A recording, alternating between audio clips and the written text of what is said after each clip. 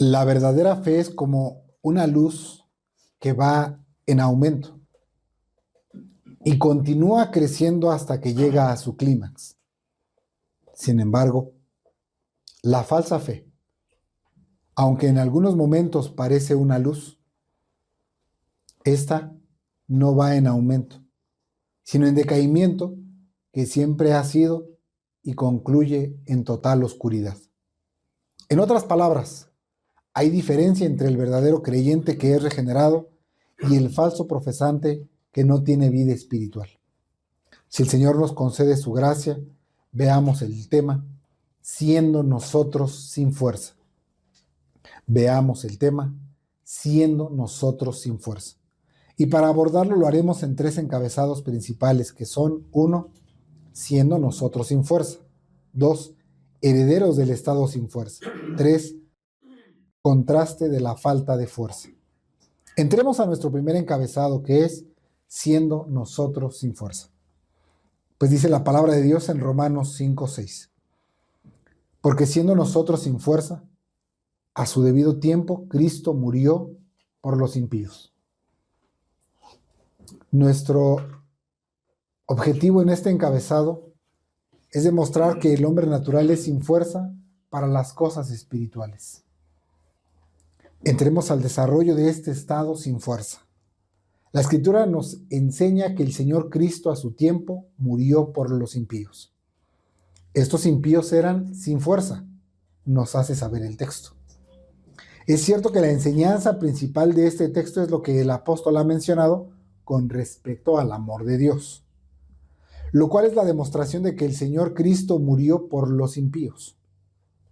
Sin embargo, en el empleo de este pasaje escritural, lo que pretendemos resaltar es ese estado en el que se encuentran estos sujetos, es decir, sin fuerza. El término griego registrado para sin fuerza es atsenon, que literalmente significa sin fortaleza. Este término proviene de 2 vocablos.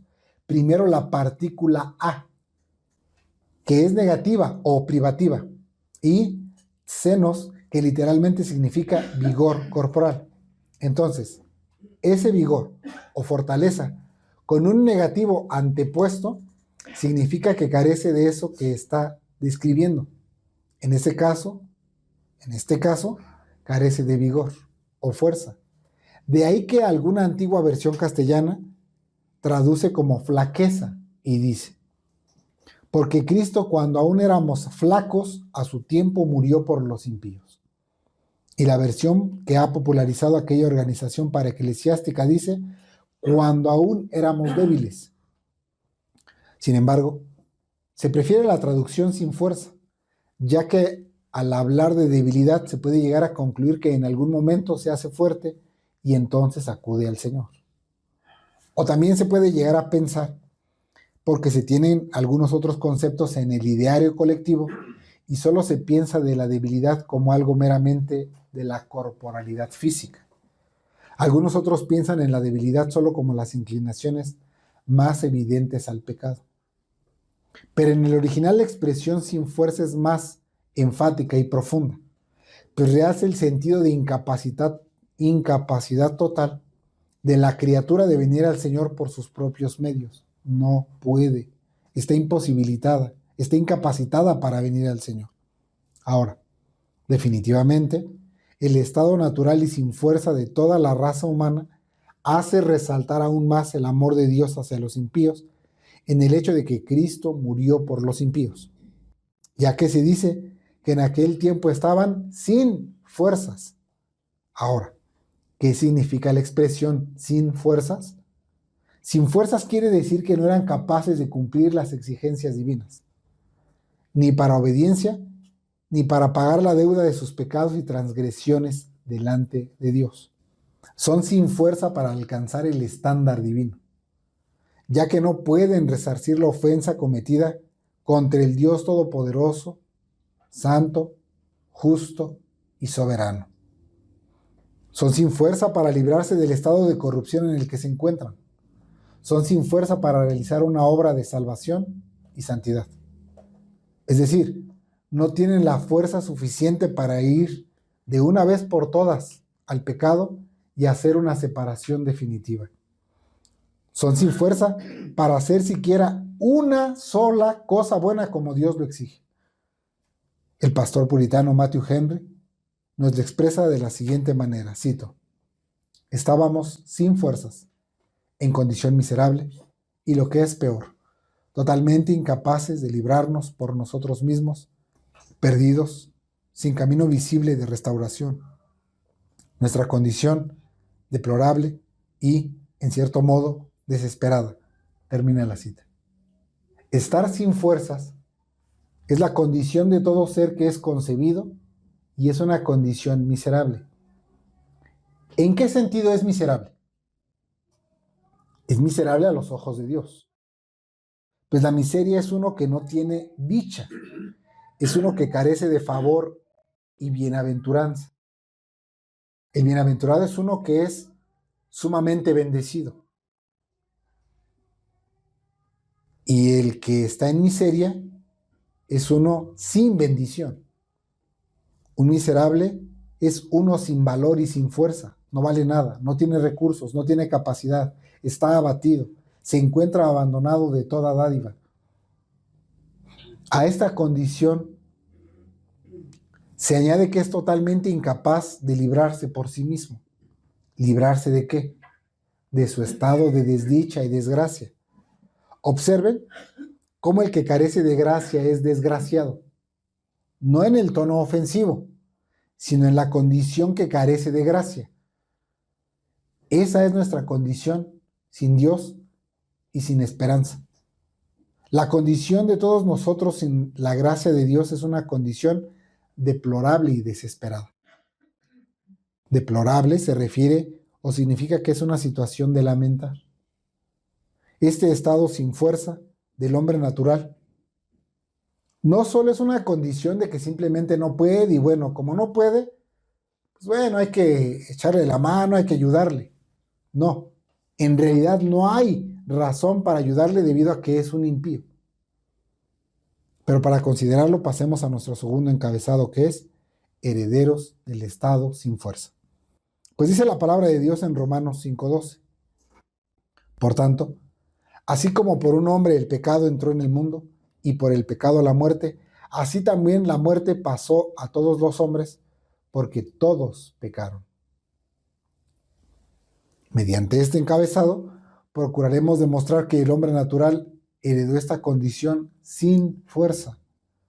El término griego registrado en este texto para la palabra impío es asebón, literalmente no reverente o no piadoso. Este término griego a su vez proviene de dos vocablos. Nuevamente, nos encontramos con la partícula negativa alfa, que propiamente es la letra A, que en conjunción con la mayoría de las palabras griegas funciona como un negativo, como que nos niega el sentido de la palabra. Y el otro término es eusebes o sebomai, que literalmente significa reverenciar o adorar, que tiene la idea de piadoso o temeroso de Dios. ¿Les suena eusebes? Bueno, de ahí viene el nombre Eusebio.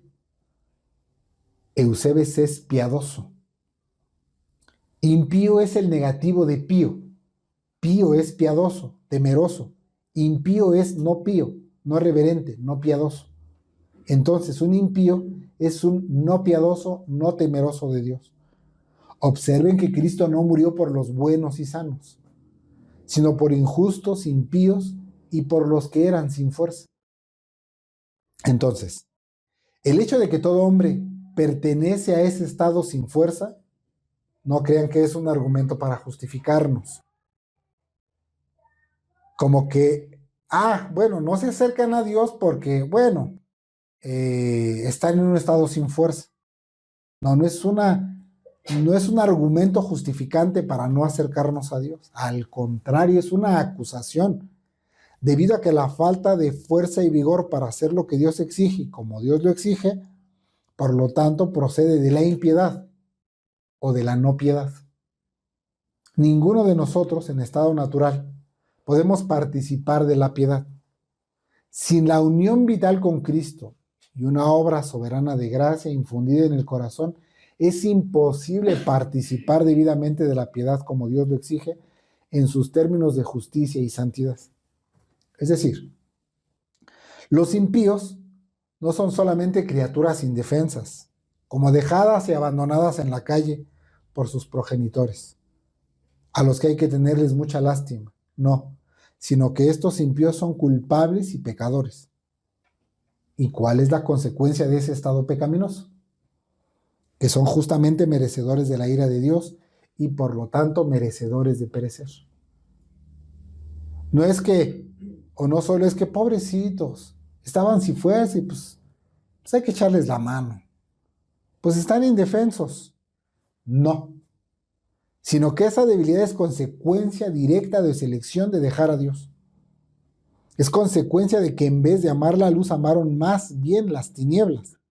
Por lo tanto, son viles y aborrecibles, e indignos de tal favor ante el Dios Santo. Por lo que la destrucción de tales impíos parecería glorificar la justicia divina, pues estos pecadores somos todos nosotros. Ese es nuestro estado y condición. Nuestra condición natural es estar bajo la ira y la justa condenación, ya que nuestros primeros padres elegimos el mal y altercamos con Dios. Y decimos esto porque fueron nuestros primeros padres los que accedieron a la desobediencia a Dios. Sí, hubo una tentación por parte de la serpiente. La serpiente era astuta más que todos los animales, pero hubo una presión que los obligara a esta condición. No, no se les presionó.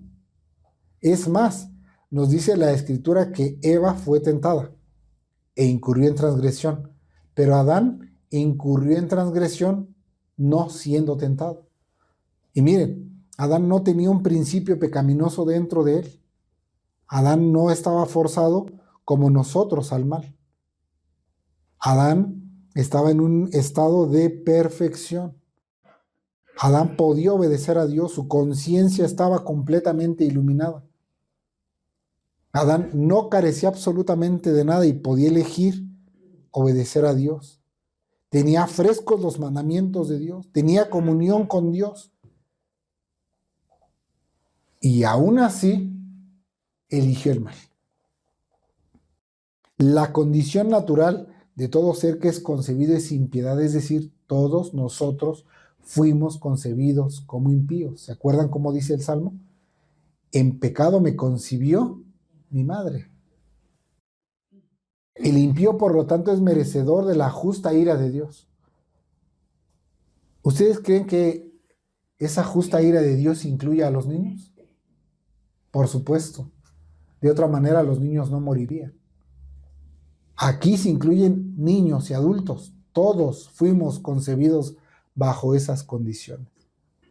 El punto de lo que pretendemos expresar es que el hombre natural es pecador.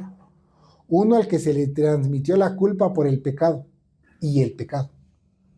Se le transmite la culpa por el pecado y se le transmite el pecado.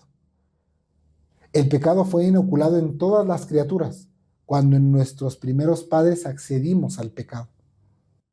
Pero ¿cómo accedimos al pecado si ni siquiera estuvimos presentes allí? Esto es así por la representatividad de nuestros primeros padres. ¿Quiénes nos representaban? Adán y Eva. Particularmente Adán era quien nos representaba. En ese sentido, hermanos, debemos reconocer que hay dos vías para comunicar el pecado. Una vía es el ejemplo y otra vía es la transmisión. El ejemplo se da precisamente cuando Eva ha pecado y le sugiere a Adán pecar. Ahí hay un ejemplo por el cual arrastra a Adán al pecado, en el ejemplo. Pero el pecado de Eva no podía ser el pecado de Adán. Sin embargo, el pecado de Adán sí podía representar el pecado de Eva. ¿Por qué? Porque Adán es el representante de todos los hombres. Porque ¿a quién se culpa de el pecado de toda la humanidad? ¿A Eva o a Adán? A Adán. Ni siquiera se le culpa a Satanás, porque no es por ejemplo, sino por transmisión. Dice la palabra de Dios en Romanos 5:12. Por tanto, así como por un hombre el pecado entró en el mundo y por el pecado la muerte, así también la muerte pasó a todos los hombres porque todos pecaron. ¿Algunos pecaron? No, todos pecaron. Y esto debido a que la Escritura nos ofrece un paralelo entre Adán y Cristo. ¿Qué queremos decir con eso? Es decir, nuestro primer padre, el padre de toda la raza humana, es nuestro representante en la generación natural. En ese sentido, Adán es un tipo del Señor Cristo. ¿En qué aspecto Adán es tipo de Cristo? Bueno, en que, como dicen los puritanos, Adán fue figura del que había de venir y por lo tanto fue persona pública y representativa. Sí, la Escritura no le dice o no se nos dice literalmente, Adán, tú eres el representante de todos los seres humanos. No. Pero al venir a ser el primer hombre y formar parte de todas las leyes de la creación, entonces todo lo que ocurriera en Adán iba a tener repercusión sobre toda su descendencia. ¿Pero acaso nosotros elegimos a Adán? No, nosotros no elegimos a Adán para que nos representara. Fue el Señor Dios quien de manera soberana determinó que Adán fuera nuestro representante ante él. Y esa fue la mejor designación que pudo haber. Porque piense usted que usted hubiera sido nuestro representante. ¿Cómo nos hubiera ido? Yo creo que peor. El mejor representante que pudimos haber tenido en ese sentido fue Adán. Y no lo elegimos nosotros. Lo eligió el Señor de manera soberana. Él determinó que fuera Adán nuestro mejor representante. Pero en otras palabras, lo que Adán hizo, lo hizo por toda su posteridad. Los resultados de los actos de Adán nos competen y nos corresponden a todas las criaturas racionales. ¿Por qué era nuestro representante? Porque Dios lo puso allí como nuestra cabeza federal. Pero de la misma manera, también Cristo es la cabeza y representante de los elegidos. Cuando Adán cayó, caímos en él. Cuando Cristo obedeció, obedeció por todos los elegidos. No por vía de ejemplo, sino por vía de representación. ¿Qué obtuvimos en la representación de Adán? Pecado y muerte. Por un hombre entró el pecado y por el pecado la muerte. El mundo está inundado de pecado y miseria. La fuente de que el mundo esté inundado de pecado y miseria es la caída de Adán. En él todos nosotros pecamos. ¿Por qué? Porque actuó como nuestro representante común. Y al haber actuado como nuestro representante común, entonces nos heredó. La muerte pasó a todos. Y no solo eso, sino que nos transmite la culpa del pecado y la corrupción del pecado. Todo esto nos transmite a Adán al haber pecado. ¿Qué tipo de muerte pasó a todos nosotros? Muerte temporal, espiritual y eterna. Esto es lo que se conoce como la transmisión del pecado o la herencia del pecado. Es decir, el mal ejemplo de Adán en su pecado no nos hubiera alcanzado a nosotros. Bueno, ya pecó él y tenemos un mal ejemplo. Su mal ejemplo no es lo que nos afecta. Lo que nos afectó fue la transmisión porque era nuestro representante. Lo que nos está heredando, eso es lo que viene a nosotros a arruinarnos. Pero nosotros estábamos en él. Todos los efectos de la transmisión del pecado son transmitidos por nuestros primeros padres. Nuestros primeros padres nos transmitieron el pecado y sus efectos. ¿Cuáles son los efectos? Muerte. Muerte temporal, que se refiere a la muerte física. Muerte espiritual, que es la separación con Dios. Y muerte eterna, muerte definitiva y alejamiento de Dios. El pecado se produjo en ellos debido a su elección del mal y abandono de Dios. ¿Por qué decimos que eligieron el mal? Porque tenían todo para elegir el bien. El Señor les dijo: de todo árbol del huerto podrás comer. ¿Ustedes creen que eso incluía el árbol de la vida? Por supuesto, porque de todo árbol del huerto podrás comer, excepto el árbol del conocimiento del bien y el mal, porque el día que de él comieres ciertamente morirás. Y en Dios tenían toda la enseñanza. En Dios tenían todo lo que necesitaban. Todas sus necesidades eran suplidas. No tenían necesidad de absolutamente nada. Sus necesidades estaban cubiertas. Sus afectos estaban completos en Dios. Su mente estaba limpia. Su conciencia funcionaba correctamente. Su voluntad se inclinaba solo a lo bueno. Pero abandonaron a Dios y prefirieron a Satanás en vez de Dios. De ahí que concluimos que pecamos porque somos pecadores. Es decir, si se nos transmite el pecado, entonces pecamos porque somos pecadores. Y en ese sentido no nos convertimos en pecadores porque pecamos. Hay quien sostiene esta idea y llega a pensar y dice, bueno, es que el día en que yo robé, me hice pecador. El día en que yo, dicen, dejé mi inocencia, ese día comencé a pecar. No, en realidad, esa fue una de las grandes manifestaciones del pecado. Pero el pecado ya estaba inoculado, porque en pecado fuimos concebidos. Es decir, se nos transmitió todos los efectos del pecado. Ya que por la representación de Adán, todos participamos de su pecado, ya que él es la cabeza del cuerpo en la generación natural. Él es como una cabeza y toda su descendencia es como un cuerpo.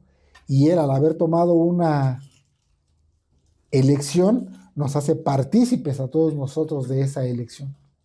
Como le enseña la palabra de Dios en Juan 3:6, lo que es nacido de la carne, carne es, y lo que es nacido del espíritu, espíritu es. ¿Qué es lo que corresponde a la generación natural? Generación natural. Es decir, lo que procede de la generación natural procede de lo que corresponde a su naturaleza.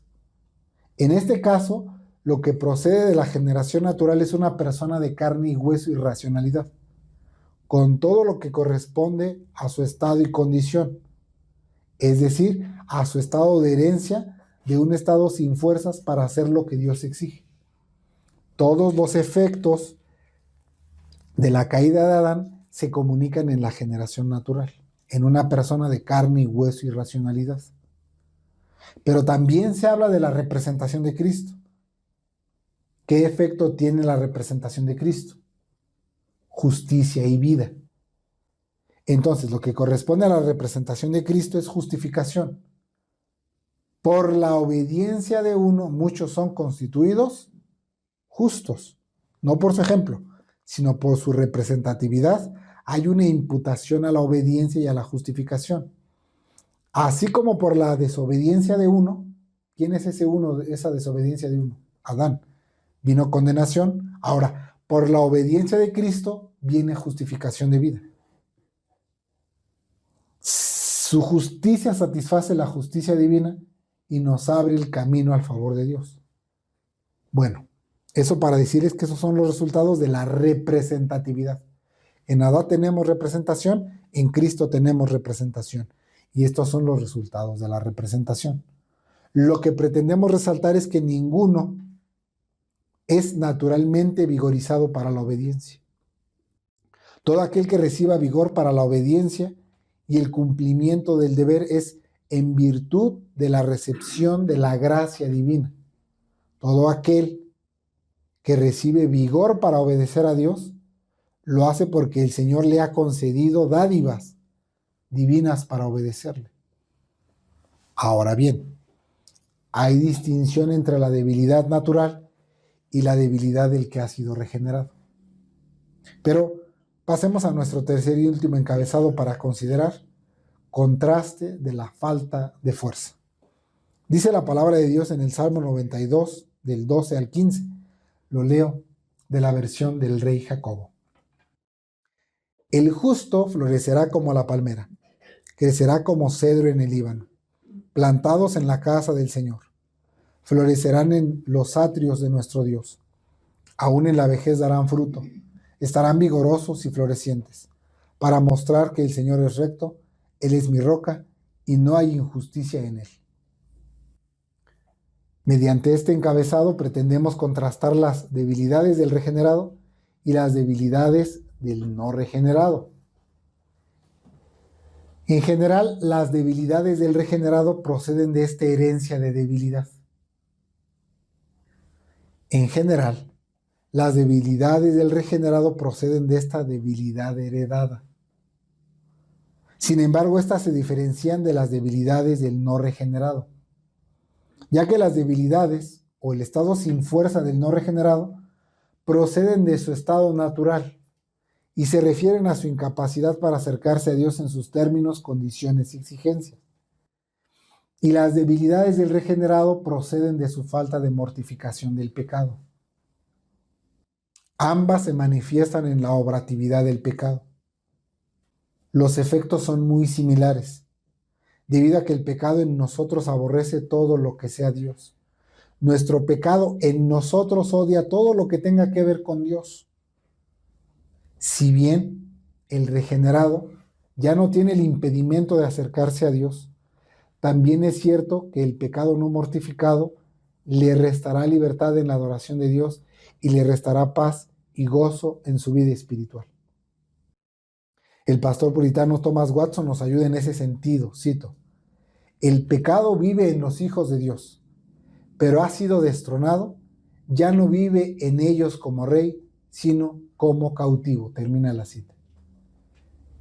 Hay dos formas en las que el pecado habita en una persona, en un individuo. Habita como rey, sentado en un trono, o habita como cautivo. Si habita como rey en esa persona es porque esa persona es no regenerado. Si habita como cautivo es porque esa persona ha sido regenerado. Pero ese cautivo todavía no ha sido echado de allí. Solamente se le cautivó y está allí. Vive en los hijos de Dios. Pero en los hijos de Dios ya ha sido completamente destronado. Pues Romanos 6:14 nos enseña que el pecado no se enseñoreará de vosotros. Por eso se nos dice que ya no sirvamos más al pecado. ¿Por qué? Porque este ya no se puede enseñorear de nosotros. Esto es así porque el regenerado ahora es dominado por un principio de gracia, una gracia opuesta y destructiva del pecado. Pero insistimos en que el pecado será ese habitante en ese estado cautivo, que siempre se opondrá a esa gracia, procurando debilitar ese principio de vida espiritual. Las debilidades del no regenerado, además de ser una indisposición natural a los deberes de exigencia divina, se relacionan directamente con la sumisión al pecado. Es decir, el no regenerado se encuentra bajo el completo señorío del pecado, mientras que el regenerado se encuentra bajo una nueva disposición que es santa. En ese sentido, el no regenerado permanecerá en su servicio al pecado, mientras que el regenerado tiende al vigor espiritual. Recuerden, este vigor se refiere a la obediencia de los mandatos divinos y la oposición al principio de operatividad del pecado.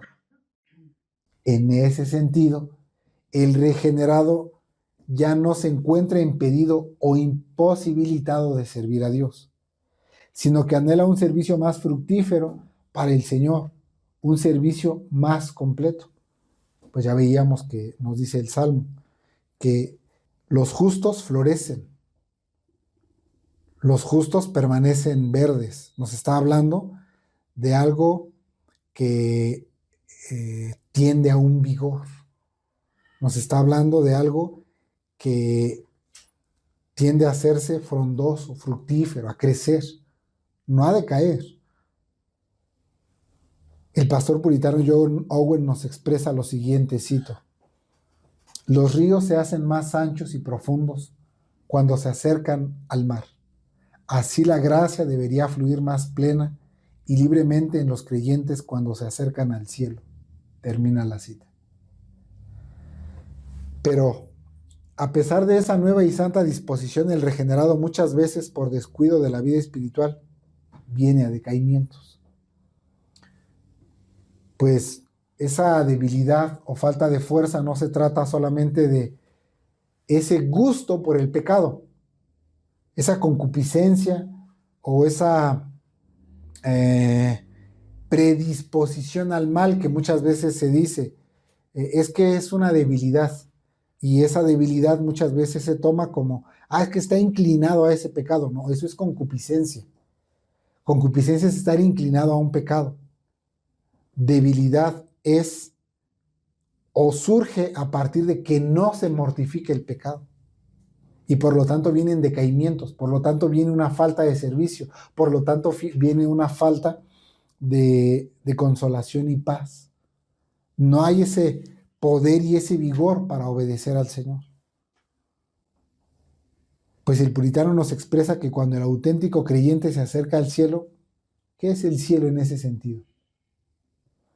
Los disfrutes espirituales y testimonios otorgados por el Espíritu en su caminar espiritual. Entonces la gracia dispensada debería fluir más plena y libremente. Y nos lo ilustra con los ríos que al acercarse al mar se hacen más anchos y profundos. Pero ¿qué es lo que sucede muchas veces en la experiencia del regenerado? Que muchos creyentes, en vez de vigorizarse como resultado de la gracia en sus corazones, lamentablemente vienen a un estado de debilidades y sin fuerza a causa de no mortificar el pecado. El Señor es muy misericordioso y sumamente generoso cuando sus hijos se vigorizan en su gracia. Y cuando los hijos de Dios se vigorizan en su gracia, el Señor es muy glorificado. Nos preguntábamos, ¿verdad?, cuando veíamos cómo glorificar a Dios. Entonces, una forma de glorificar a Dios es que seamos vigorizados en su gracia. El pastor puritano John Owen nos lo expresa en los siguientes términos, cito: la gloria de los reyes está en la riqueza y la paz de sus súbditos. Así también la gloria de Cristo está en la gracia y santidad de sus súbditos. Termina la cita. Observen. Los reyes buscaban la paz de sus súbditos. La mayoría de los reyes buscaba que los esfuerzos de su reino fueran tendientes a la paz. O de otra manera el reino no resistiría. Adicionalmente a esta situación de que los reyes, cuando aún había esas formas de gobierno, pretendían que sus súbditos fueran ricos. No significaba que no había pobres, pero su forma de gobierno no era el de procurar tratar de sostener a los pobres. La forma de gobierno no era subsidiar la pobreza, sino que los reyes se gloriaban en que sus súbditos obtuvieran riquezas. Y esta figura se emplea para mostrarnos la generosidad del Señor Cristo en la dispensación de sus gracias, en la administración de sus gracias para vigorizar a sus hijos. Que el Señor es muy glorificado cuando sus súbditos son vigorosos y florecientes en su gracia. Eso es lo que nos está enseñando este salmo, que el justo o el regenerado será como árbol fructífero y duradero. El vigor de los justos es evidencia de la justicia del Señor, como enseña el salmo, pero el debilitamiento es consecuencia de la falta de mortificación. El vigor procede del Señor. El vigor para obedecer al Señor procede del Señor. La debilidad es nuestra. El pastor puritano John Owen nos ayuda de la siguiente manera, cito: ahora bien, en este sentido, el vigor y el poder de nuestra vida espiritual dependen de nuestra mortificación. Es el único medio para eliminar aquello que no nos permite ni lo uno ni lo otro. Termina la cita. Esto nos trae una respuesta a esas debilidades que estamos experimentando. Porque algunas veces se resiste a venir a la reunión de oración. Aunque te presentes a orar, muchas veces previo a eso hay una resistencia. ¿Cuál es la razón? La razón es la debilidad, mucho más cuando no se presentan. Porque muchas veces, aunque también venga a ser expuesto a la predicación de la palabra de Dios, ¿no es acaso que se resiste a venir a escuchar adecuadamente?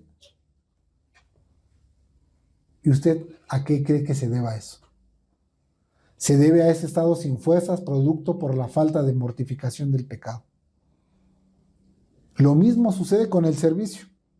Muchas veces nos resistimos a servir al Señor y poner todos nuestros dones a su servicio por falta de mortificación. Nos excusamos en una y otra cosa, buscamos un pretexto. No nos funciona ese pretexto y nos ponemos otro pretexto para no poner nuestros dones al servicio del Señor. También en las determinaciones trascendentes de nuestra vida. ¿Por qué nos resistimos a obedecer los principios bíblicos? La respuesta es la falta de mortificación. Pues el poder para obedecer y el vigor para todo deber evangélico proceden de la debida mortificación. Oremos al Señor.